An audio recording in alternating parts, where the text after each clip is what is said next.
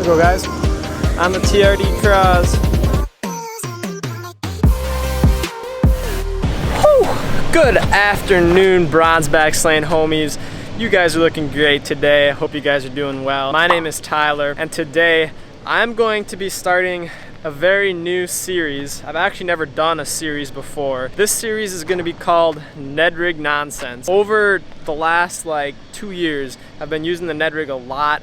It has become one of my favorite baits, the bait that I have the most confidence in. So I'm gonna be doing this series throughout the entire summer. These videos are gonna be 2 to 5 minutes long, potentially longer, but I wanna kind of put a lot of information into one short video so you guys can get as much out of it as possible. The goal for these videos is to try to teach you guys a bunch of stuff about Ned rigs, whether it be how to rig them, how to fish them, colors, sizes of jig heads, all that sort of stuff, and I'm gonna be testing it live for you guys. So I'll be going out and testing different hypotheses that I have, different ideas and things that I want to see, just experiment with the bass. That will be really fun. It'll be a way for me to learn more about the bait, and it'll be a way for you guys to learn some stuff as well as I go along and doing these tests and kind of giving you guys some tips and tricks on how to be a better Ned rig fisherman. Without further ado, guys, let's get down to the river and get to today's episode of Ned Rig Nonsense, episode number 1. One thing I wanted to mention just to start is that you can catch fish on Ned rigs anywhere. Lakes, rivers, ponds, you name it, largemouth, smallmouth, anything, they love it. Like, this has been one of my most productive baits, and it's why I have so much confidence in it and why I just love fishing it. It's like my favorite bait. So we're gonna tie one on, and because I'm on the river, I'm gonna be using a TRD Cross. I'm a big fan of the Z-Man brand. They make absolutely great baits. They're so durable, they're so strong with that Elastec material. They don't break. Like, usually the reason that I run out of baits is because I lose my jig head. I break off on a rock. It's not because these bait, I don't even have to switch half the time. So usually I need to put on a new bait because I broke off on the old one. So we're using the TRD Cross today because this river has a bunch of crayfish swimming around right along the banks in the rocks. So that's a big key, whatever you guys want to call it, crawdad, crayfish, crawfish, yeah. This right here is what we're working with, a 1/6 of an ounce in the Z-Man Ned Rig heads with the Canada Craw TRD Cross. That's what we're throwing today. So first tip for you guys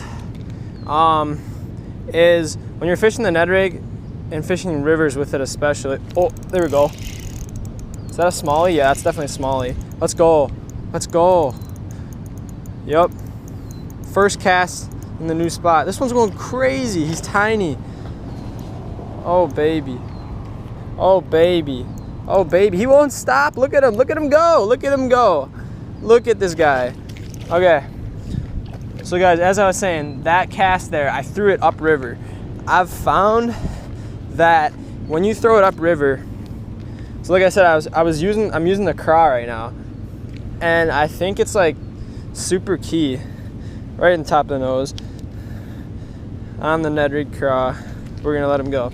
I think it's super key that throwing these upriver, because in the river, the crayfish are gonna be hopping, you know, when the current pushes them, they come loose off of rocks, the river's gonna push them down. And basically what this is doing, this Ned head is up because this plastic floats, the Z-Man plastic is floating, and it's bouncing off rocks like this. It's going like down the river, bouncing off rocks. And it's kind of how the crayfish would be, you know, like they're scooting along, they're trying to get into cover, you know, they want to get back in the rocks. And as it's ticking off those rocks, a lot of times the smallies will hit them. So that's generally why I like to throw it upriver. It's super, like, it's really advantageous. The only problem is that you can get snagged a lot easier when you throw it upriver because your bait's being pushed into the front of rocks. I've found that 85% of my bites come when I throw it upriver, and see, there you go, snag. But it comes out usually pretty easily. I just don't like to set the hook.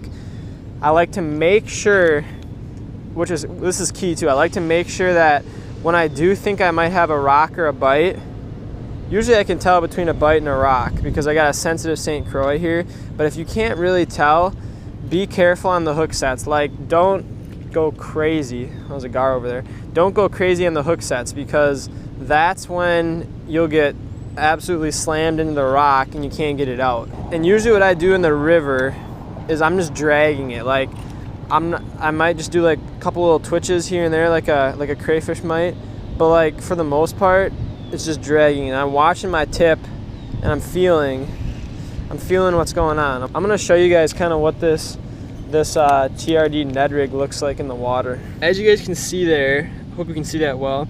See that how those claws are literally straight up. It's just like a crayfish. I'm gonna move it a little bit. See how it scoots? And his claws go up in like a defensive position.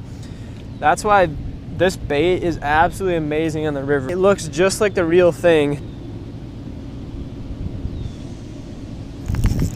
Oh! Oh!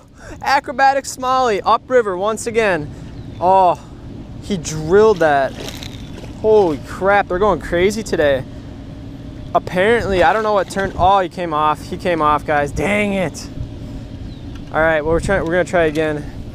That was awesome. As soon as I hooked him, he came flying out of the water. Another thing I like to talk about too is that fish was caught further out, but a lot of times, oh, I just got bit. Did I get bit? Oh. Sorry, I'm all over the place. A lot of times, these fish will be tight to the bank. And when I say tight, I mean tight, like below your feet. So that's another key, is like, don't overlook fishing right next to the bank, because I've caught most of my smallmouth out of the river right along the bank like that. Another thing that I'm thinking about is the TRD Craws is a lot less popular with people. Like, people don't use it as much as they use just the regular TRD Ned Rig. And I think that can give you an advantage too, because people are starting to use the Ned Rig more and more, so it's becoming more popular. And with that, fish have seen these baits already, so you know they're going to become smarter. When we're talking about just that little difference with the claws, a little bit more realistic, it's kind of matching the hatch. And I really do think that gives you a little bit of an upper hand on some of these fish that have seen things like this before. Here we go, guys. There we go. Well, that's a dark one. Come on. Going upriver once again. Sorry for... Ah! That screwy thing. We didn't get to see him again. Dang it. Oh, guys, we're on. Oh, a bigger one. I was getting bit by a horsefly, and I just got ticked off. This one's better. This one was more downriver that time. I wasn't paying attention. It was just sitting on the bottom. Gosh, these things are going crazy today. Like, when they get hooked, they do not want to be hooked.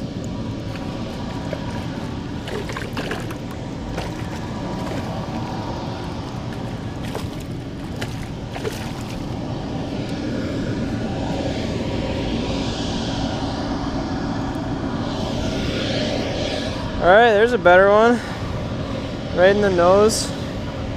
Right, little guy on the TRD Craws. Man, he's short, but he is fat.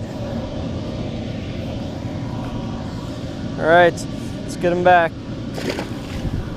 All right, guys, just editing the video, realized I forgot to film an outro. Thank you so much for watching. I hope you guys enjoyed.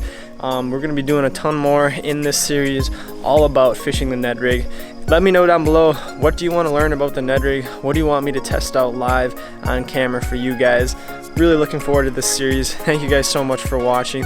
Go subscribe down below, you guys know what's up. And we will catch you on the next episode of DC Bronzies. See ya.